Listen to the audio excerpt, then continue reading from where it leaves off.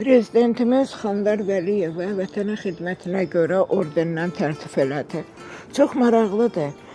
Azərbaycanda nə qədər şərəfsiz varsa şöhrət ordeni ilə təqdim olunur. Nə qədər də ki bu xalqın başına oyun açanlar varsa vətənə xidmətinə görə medallarla tərtib olunur. Cənab Prezident, siz bir daha sübut etdiniz ki, həqiqətən də Azərbaycan xalqı sizin xalqınızdır.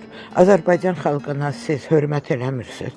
Əgər Tərtər hadisələri zamanında Azərbaycanın gənclərinin başına o oyunu açan, ona göstəriş verən Xanlar Vəliyevi tutub içəriyə salmaqdansa siz ona vətənə xidmətinə görə ordeni verirsiniz. Mən başa düşə bilmirəm. Azərbaycan xalqından nə istəyirsiniz?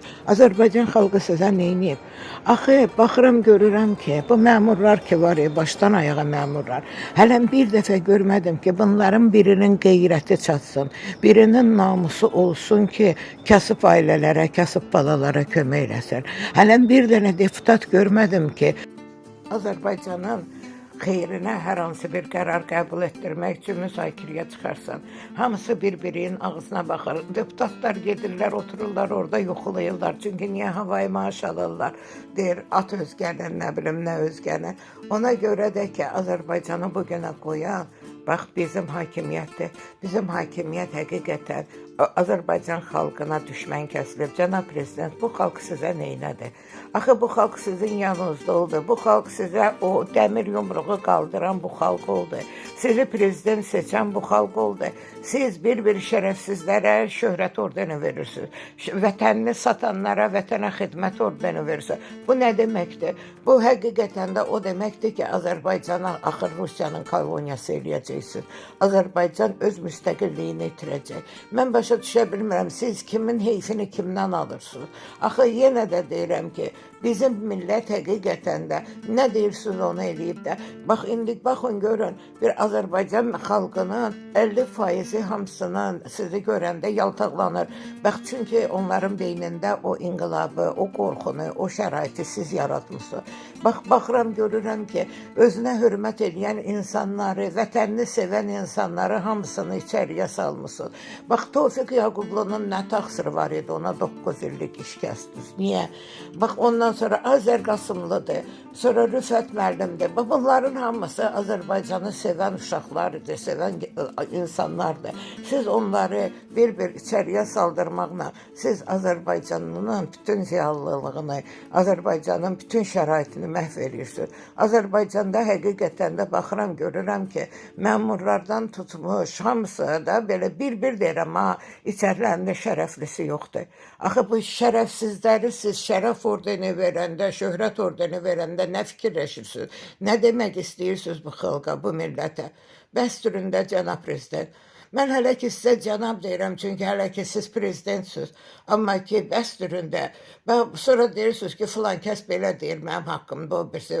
Haqqına demirlər, Cənab Prezident. Siz bu xalqa hörmət etməyincə, bu xalq sizə hörmət eləməlidir. Bu xalq sizə hörmət eləmir, Cənab Prezident, qorxur.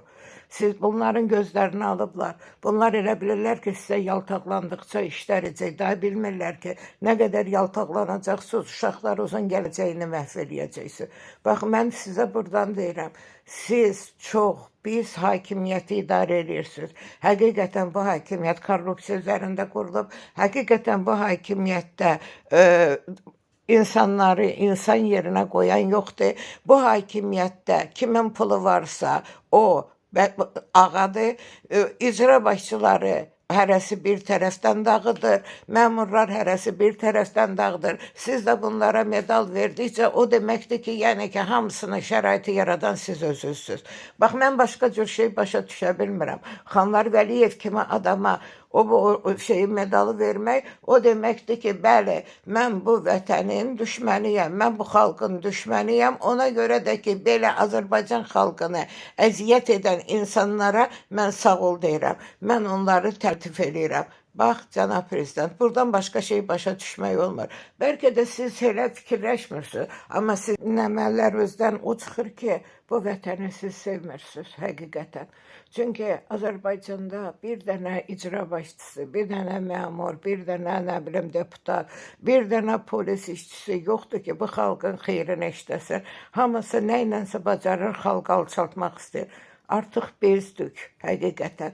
Mən yenə də deyirəm ki, Allaha qurban olum. Heç olmazsa bu qoca vaxtımda Azərbaycandan çıxdım, getdim ki, başımı sakit şey eləyim. Çünki Azərbaycandan siz bizləri irgəndirdiniz. Azərbaycandan hamı getmək istəyir. Heç kim gedən qayıtmaq istəmir. Qayıdanlar da it kimi peşman olur. Bax, adamları bu görə qoyan sizsiniz. Heyf Azərbaycandan, Azərbaycanı bədbəxt eləyən siz oldunuz, İlham Əliyev.